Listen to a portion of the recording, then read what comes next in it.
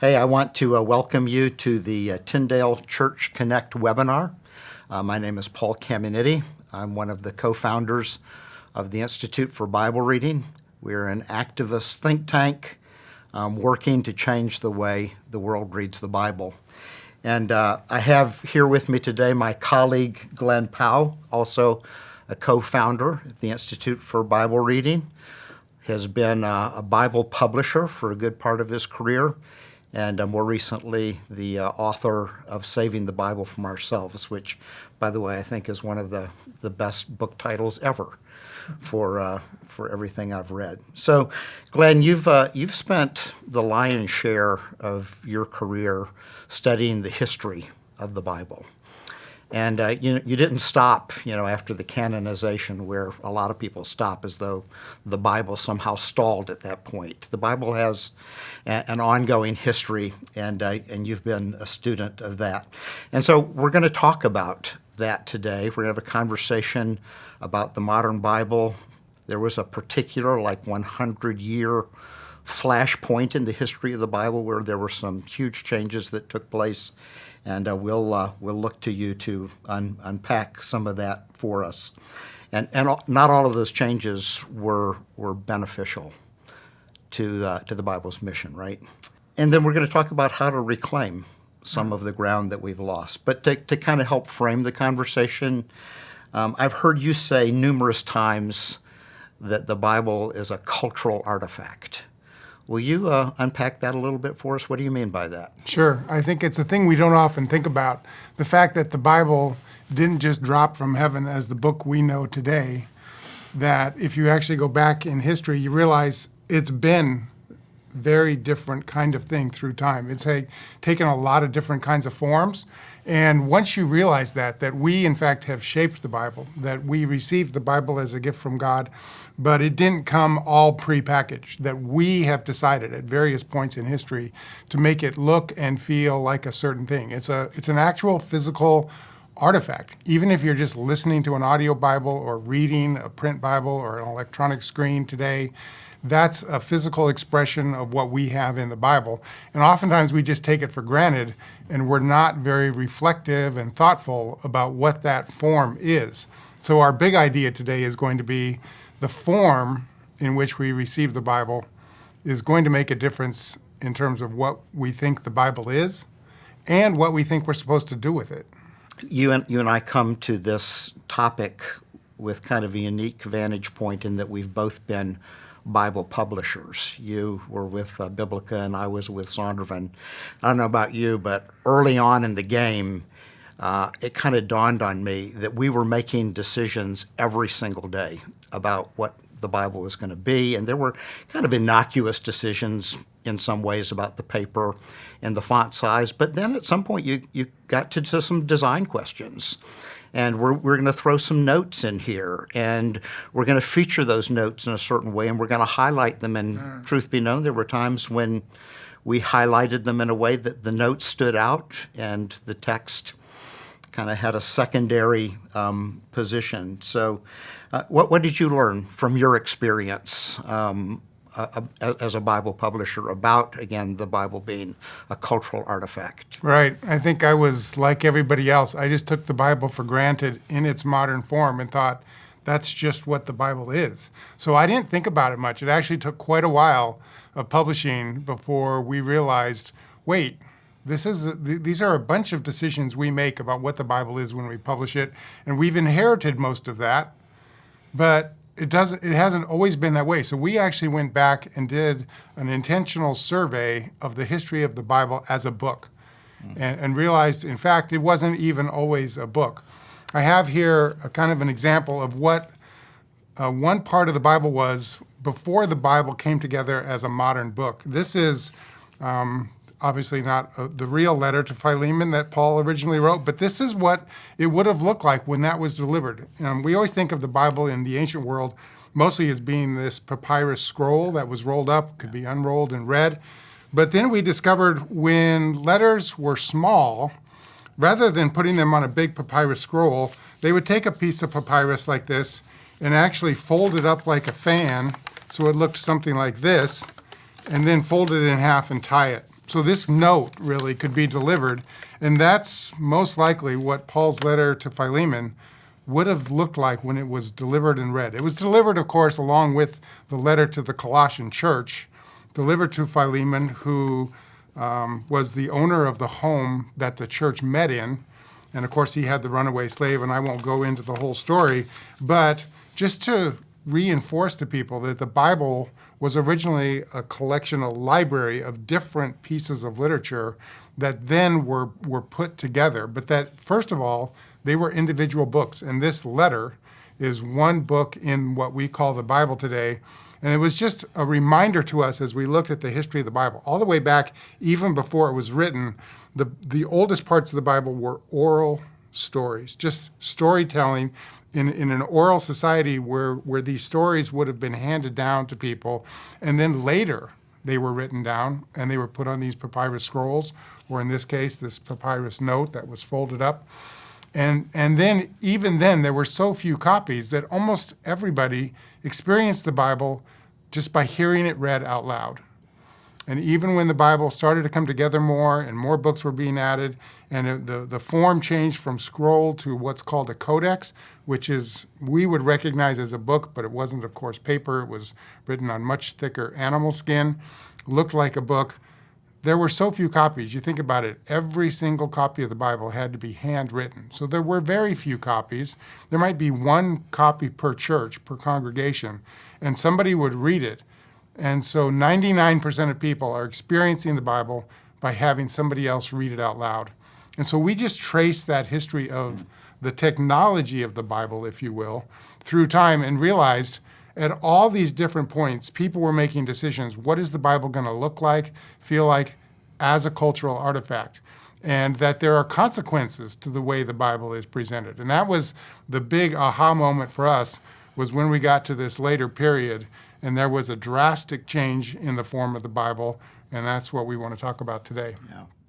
I mean, I think it would be safe to say that there was about a 100-year period where there were some really volcanic changes, in culture.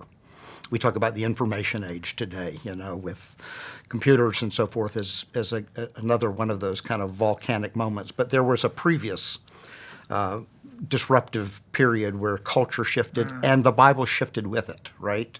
The Bible kind of got caught in the vortex, if you will, of that. So talk about that period. I think I've read before a 100-year period. Right. And some really remarkable things, again, not all of them good. Yes. Happened to the Bible. So this period was, as we're talking about the birth of the modern period of world history, we were one of the areas where that things really started to come together was from about 1450 to about 1550. So that 100-year period in the 15th and 16th centuries, a bunch of historical forces kind of converged to create this new moment. So we can just briefly look at some of those. First of all, there was kind of the rise of the scientific method. People realized we can actually gain more knowledge of something if we dissect it, analyze it, look at the parts of a thing closely. That was kind of the first thing that happened in the scientific method in terms of a new way of understanding the world. And we always know that when science changes, technology is not far behind. It always leads to kind of new expressions of tools, of technology. That happened in the communications world as well. And so those changes happened. So there was science beginning to happen on a new scale. Technology was following close behind, so there was the development of new tools. Another thing that came together in this historical period was the rise of nationalism.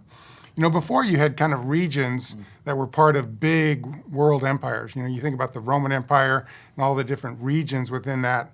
But in this period, at the birth of the modern era, what you had was individual countries, the modern nation state, starting to be born, where people thought of themselves as Germans, right, as French, and these different nations as independent political entities, and the sense of this being a people that went along with that. And then the other thing is the rise of what we know as modern individualism. Before this period really began to happen, it was kind of started with the Renaissance and then into the modern period, people thought of themselves always, first of all, as I'm a member of a group. So I'm either a serf or I'm a lord or I'm part of this people or that people, but my group identity is primary and my self-identity is secondary. But what started happening is that switch happened where people started saying, I'm an individual life. I can start to make my own decisions about things independently of what my group does, and I have an identity, and I can pursue that and think of myself individually. And it's a weird thing for us because we take it so much for granted, but just a switch of mindset. So you had this convergence of new things happening: knowledge, technology, nationalism, individualism, and so it was a really dynamic historical period. And the Bible didn't escape its influence, I think, is what you were saying. And so these cultural convergences conspired to form the modern Bible. Right. How so? Well, the Bible, sometimes we think of it as a supernatural book, and we kind of think of it as floating above history, right? Floating above the world. It just is this separate spiritual book. But the Bible is embedded in history. It's embedded in culture, and it has been throughout its whole history. It's always taken shape in the world of which it's a part. And so this was true of this period. When all of these forces that I talked about, when they affected the Bible, they brought changes to what the Bible is. So you think about new technology, this scientific method I described. So part of what happened is this new form of the Bible took place, which for the very first time in history, which is the Bible's already had 1,500 years of history at this point, but for the very first time you get a chapter and verse system embedded into the Bible, placed right over the Bible. And chapters and verses have different histories. We can't go into much detail on that right now.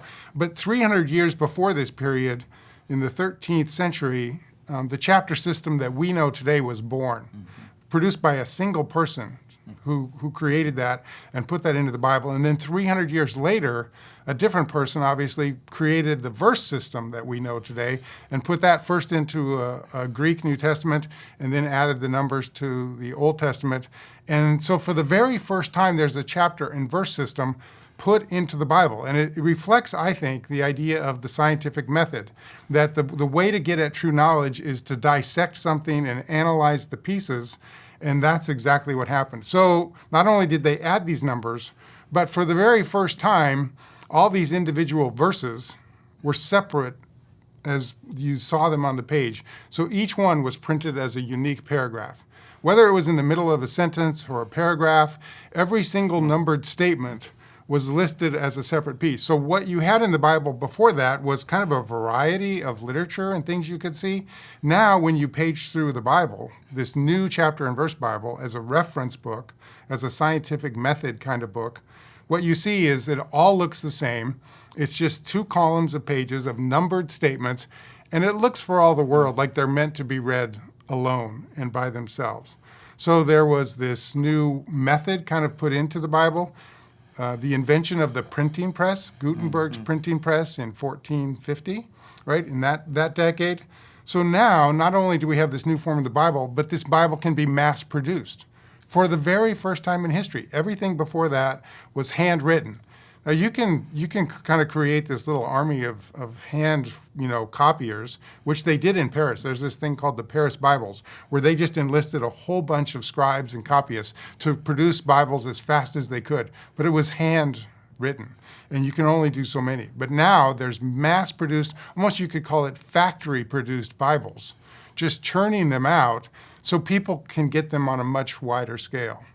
And then bring alongside of that the rise of nationalism, and part of that is the identity of a people and their language. So you have this explosion of Bible translation happening. Luther does his German translation. You're getting English Bibles starting to come to more prominence. And there are individual language Bibles. Instead of just Latin and Greek, which is really what the medieval church lived on with the Bible, now you're getting Italian and all these different national languages. So there's a new Bible. It's in your own language. It has this chapter and verse system.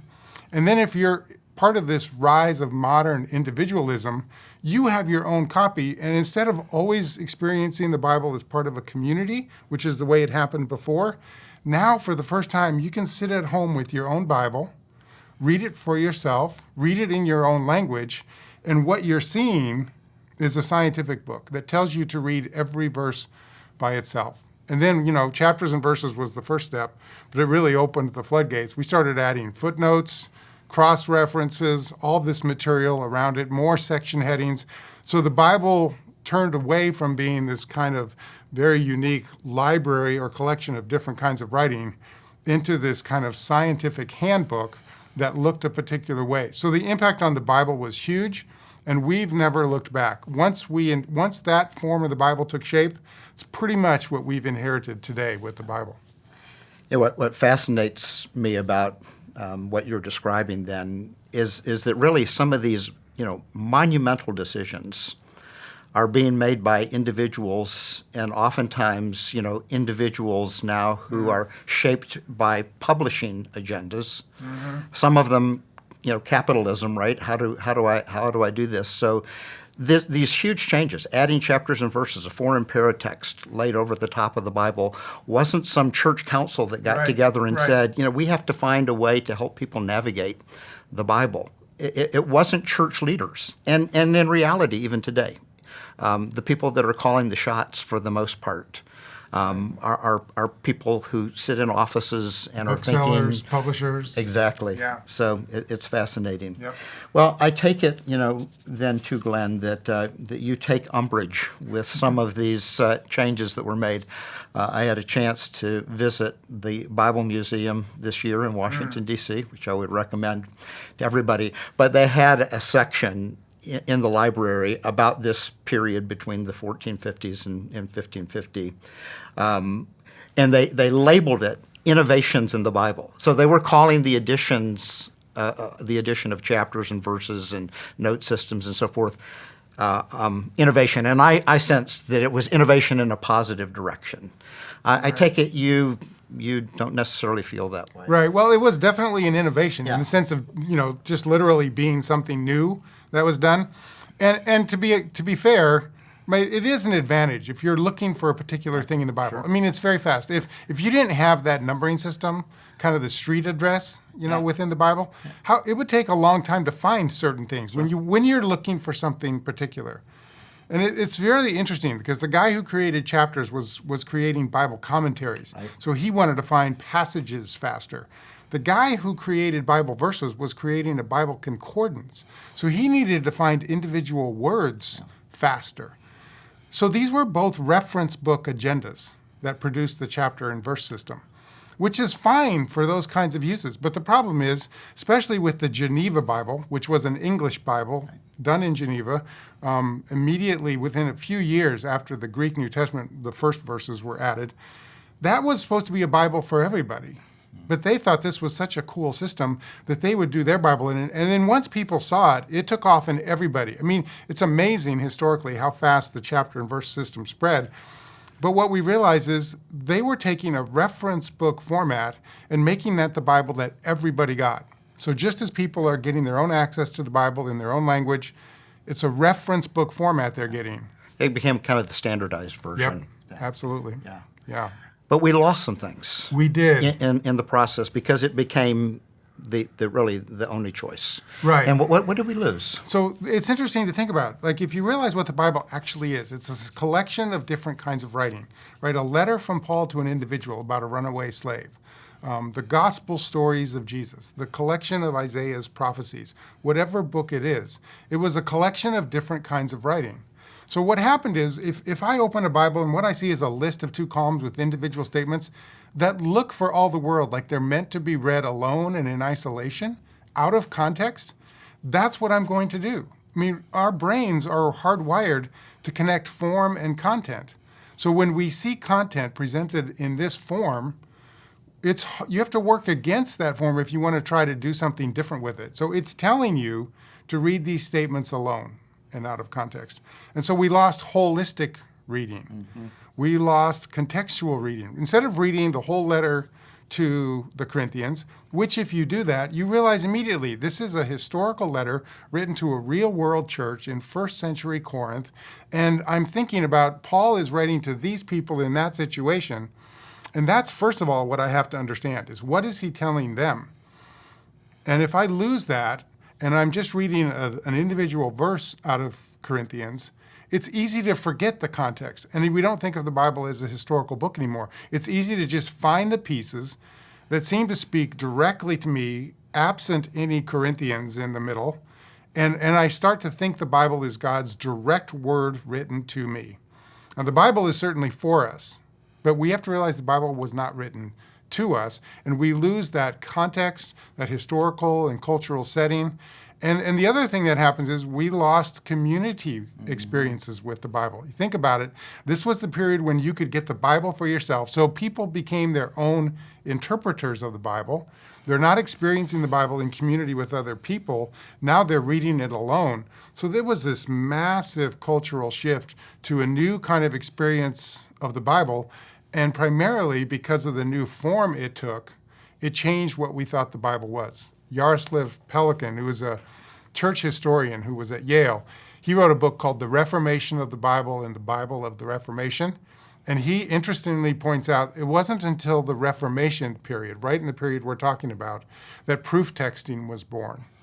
Before that, no one had ever taken a Bible and said, here's my Bible doctrine, here's a list of verses that support it. It couldn't be done because the Bible wasn't sliced and diced into these little pieces, so nobody had ever done that before. And he said what happened is there started to be these theological wars between Protestants and Catholics.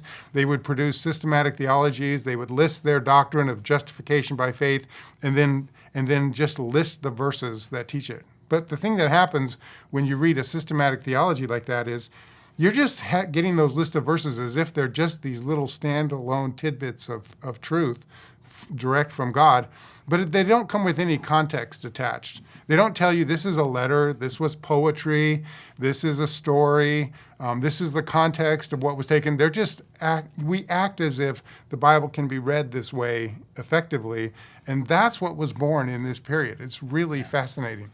And, read almost any Christian book today, which is at least making an attempt to be biblical. Yeah. And oftentimes the writer, the author, will make some sort of a statement, and then there will be a parentheses, right. And then they actually have a list of, 1 Corinthians 13:1, and then Hosea 6:5, whatever, and end of parentheses. And the assumption is that you don't really need to do that. The author has done that, and just take their word for it, that right. These 6 verses come together, put a package and bow around it, and voila, here you have this theology, and people naively just take it for what it is. Yeah. Well, and by the way, just so you know, I mean, the consequences of that historically, because that's the Bible we inherited.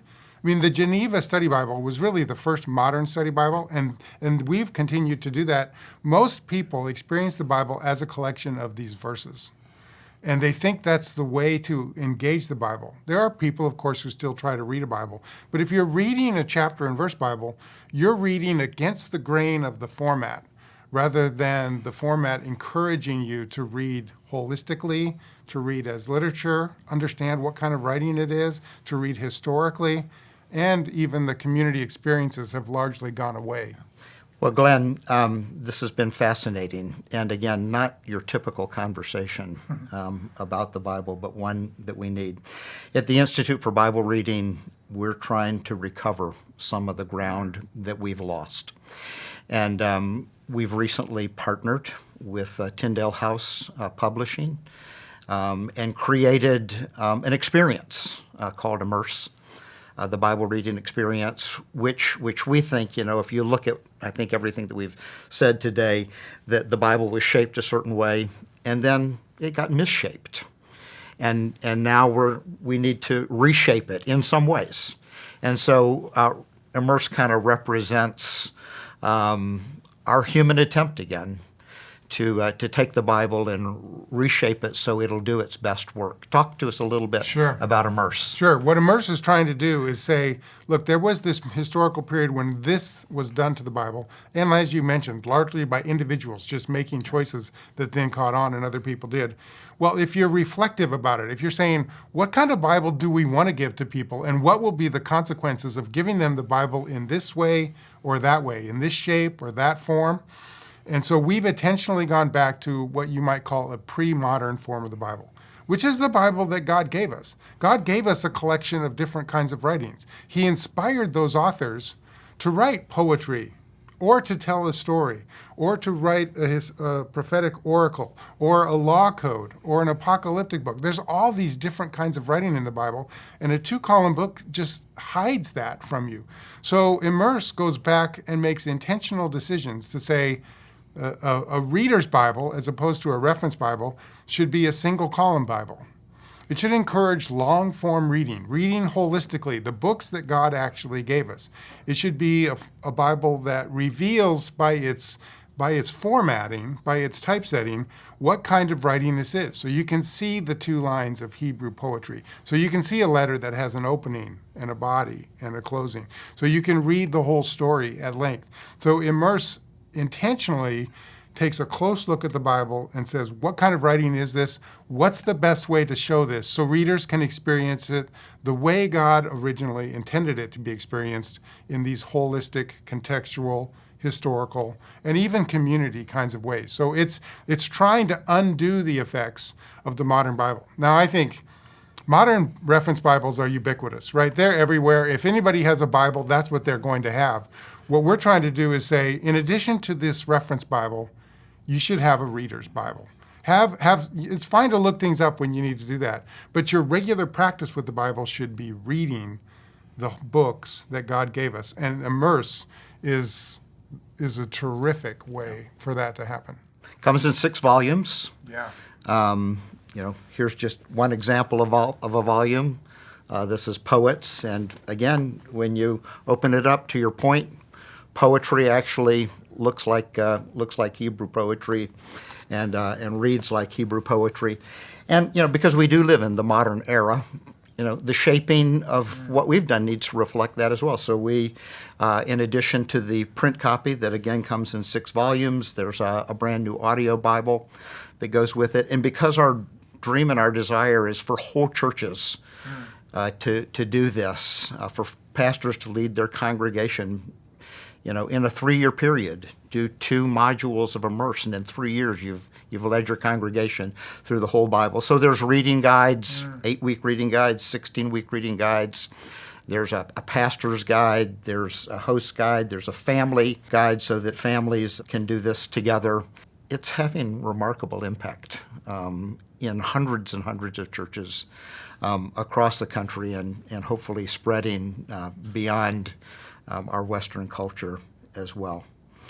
So, Glenn, the Bible is a cultural artifact, and just like God, in a sense, gave Adam and Eve some responsibilities to shape what happened in the garden, those responsibilities have been passed on to us, and we have an opportunity to shape the Bible so that it performs, in a maximum way. Any last words for us? Yeah, I think, the research, you and I are both familiar with the research that shows people are struggling with the Bible. They are. They're having a hard time. And it's the modern Bible they're having a hard time with. Most people, if they experience the Bible, they are experiencing it in little pieces, and they're struggling to make sense of it and for it to speak effectively into their lives. I think what Immerse does, it takes us back to something closer to the gift that God gave us in the first place. There was a reason why God gave us this kind of Bible, and we want to honor that so we can receive the gift He gave us. And if we receive the gift He gave us in the Scriptures, that's when it can most effectively do its work of transforming our lives. I think we're talking today to a lot of pastors and church leaders, and I don't know exactly what your church calls you, but one of the things that I think you are by default is you are the CSO of your church. You are the chief scriptural officer. And, in that role, you have an opportunity to shape the experience that your conversation is having with the Bible. And I think Immerse is a fantastic way to reintroduce your people to the Bible. You're going to find out that they are indeed immersed, that they love it, and it's going to be impactful in ways that it hasn't been in the past. So we're excited to partner with you in your church to bring Immerse to you. You can visit us at immersebible.com. We also have a small group trial kit that you can order to take it for a test run. And, at Tyndale and IFBR, we're some of the most available people you'll ever meet. We would love to hear from you and to interact with you. Blessings to you all. Thanks for being with us.